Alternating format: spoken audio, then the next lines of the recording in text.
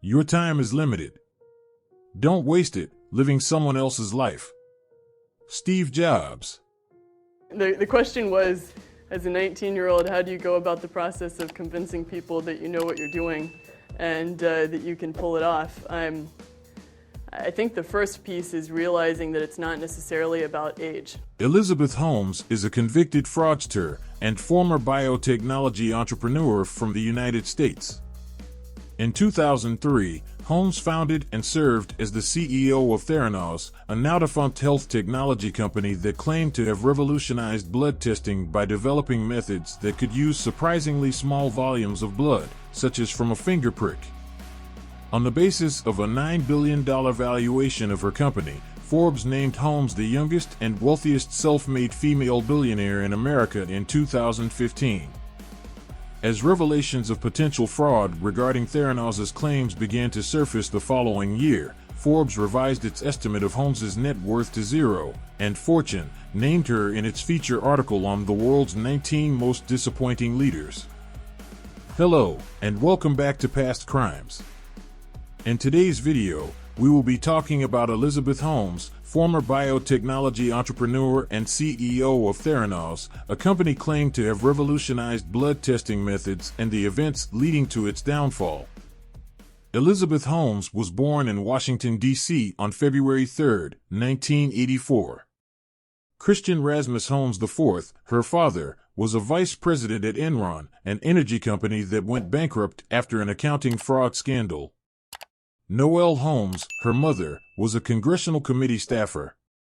In Houston, Holmes attended St. John's School.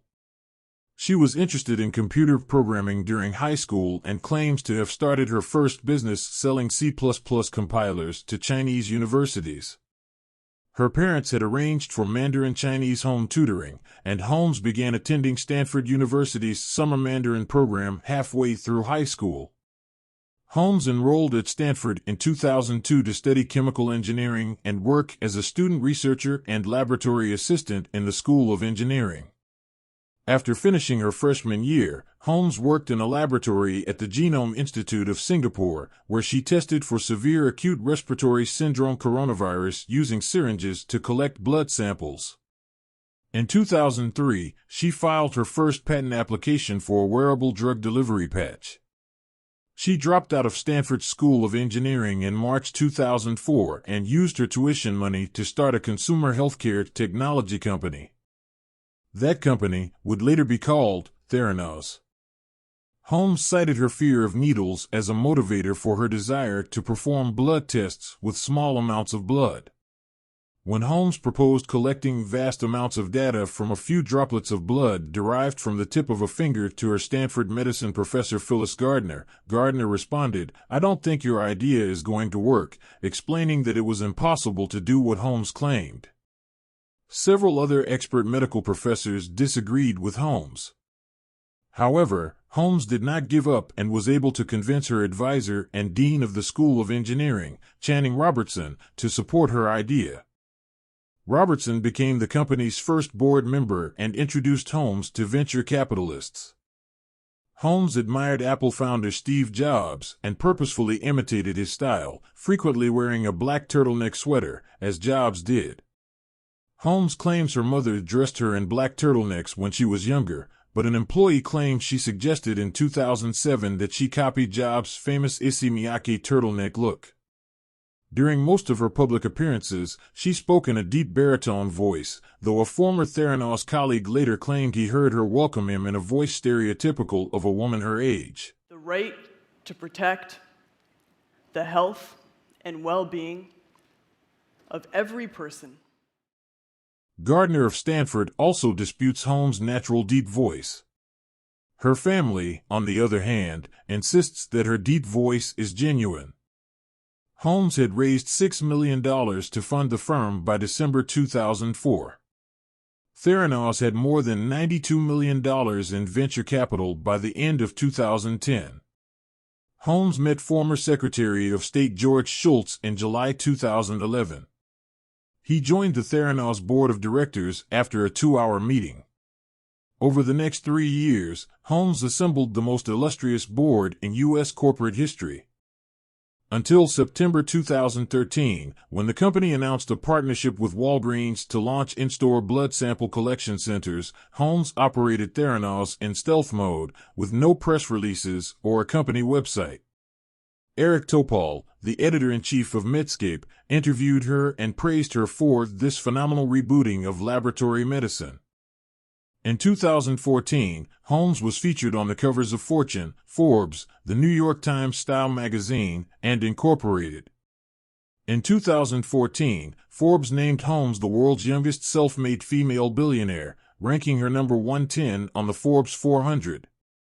Theranos was valued at $9 billion, with more than $400 million in venture capital raised. Her name appeared on 18 U.S. patents and 66 foreign patents by the end of 2014. In 2015, Holmes signed agreements to use Theranos technology with Cleveland Clinic, Capital Blue Cross, and AmeriHealth Caritas. The Wall Street Journal's John Carreyrou launched a secret, months-long investigation into Theranos after receiving a tip from a medical expert who thought Theranos's Edison blood testing device appeared suspicious. Carreyrou obtained company documents and spoke with ex-employee whistleblowers. When Holmes learned of the investigation, she and her lawyer, David Boies, launched a campaign to prevent Carreyrou from publishing, which included legal and financial threats against both the journal and the whistleblowers.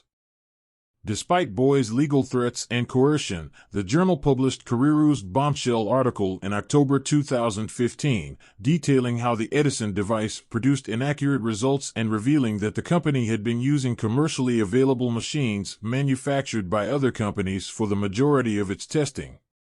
Carreyrou continued to report problems with the company and Holmes' behavior in a series of articles, and in 2018, he published Bad Blood, Secrets and Lies in a Silicon Valley Startup, detailing his investigation of Theranos. All of the claims were denied by Holmes, who called the journal a tabloid, and promised that the company would publish data on the accuracy of its tests. The same evening the article was published, she appeared on CNBC's Mad Money. The article was pretty brutal, Jim Cramer said, to which Holmes responded, This is what happens when you work to change things, and first they think you're crazy, then they fight you, and then all of a sudden you change the world. The Centers for Medicare and Medicaid Services issued a warning letter to Theranos in January 2016 after an inspection of its Newark, California, laboratory revealed irregularities in staff proficiency, procedures, and equipment. After the company failed to fix problems in its California lab in March 2016, CMS regulators proposed a 2-year ban on Holmes owning or operating a certified clinical laboratory. CMS barred Holmes from owning, operating, or directing a blood testing service for 2 years in July 2016. Theranos filed an appeal with the U.S. Department of Health and Human Services Appeals Board. Shortly after, Walgreens severed ties with Theranos and closed its in-store blood collection centers. The FDA also ordered the company to stop using its capillary tube nanotainer device, which is one of its main inventions. The state of Arizona sued Theranos in 2017, alleging that the company sold 1.5 million blood tests to Arizona residents while concealing or misrepresenting critical information about those tests. In April 2017, the company agreed to settle the lawsuit by refunding the cost of the tests to consumers and paying $225,000 in civil fines and attorney fees, totaling $4.65 million. Other ongoing actions include an unspecified FBI investigation and 2 class action fraud lawsuits. Holmes adamantly denied any wrongdoing. In March 2018, the SEC charged Holmes and Theranos' former president, Ramesh Balwani, with defrauding investors out of more than $700 million by advertising a false product. Holmes settled an SEC lawsuit on March 14, 2018. The charges of fraud included the company's false claim that its technology was being used in combat situations by the U.S. Department of Defense. The company also lied about having a $100 million revenue stream in 2014. The company only made $100,000 that year.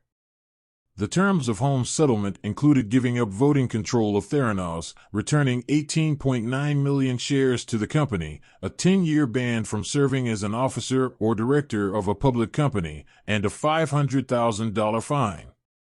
Theranos employed over 800 people at its peak in 2015.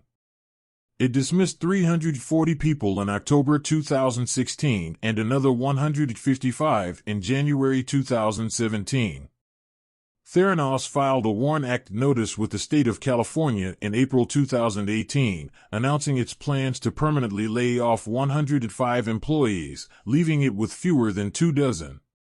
In August 2018, the majority of the remaining employees were laid off. On September 5, 2018, the company announced that it had begun the formal dissolution process, with the remaining cash and assets being distributed to creditors. A federal grand jury indicted Holmes and Ramesh Balwani, former Theranos chief operating officer and president, on 9 counts of wire fraud and 2 counts of conspiracy to commit wire fraud on June 15, 2018. They both entered not guilty pleas. Prosecutors claimed that Holmes and Balwani conspired to defraud investors in one scheme and doctors and patients in the other.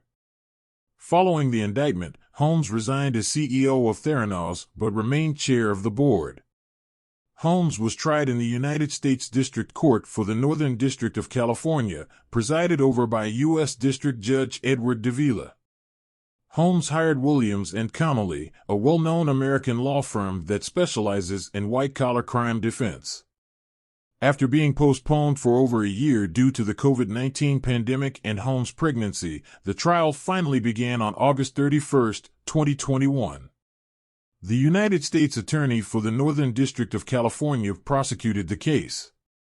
For 7 days, Holmes testified in self-defense, claiming, among other things, that her staff misled her about the technology and that her ex-romantic partner Sunny Balwani, who was also on trial, held influence over her during their romantic relationship, which was still ongoing when the alleged criminal acts occurred.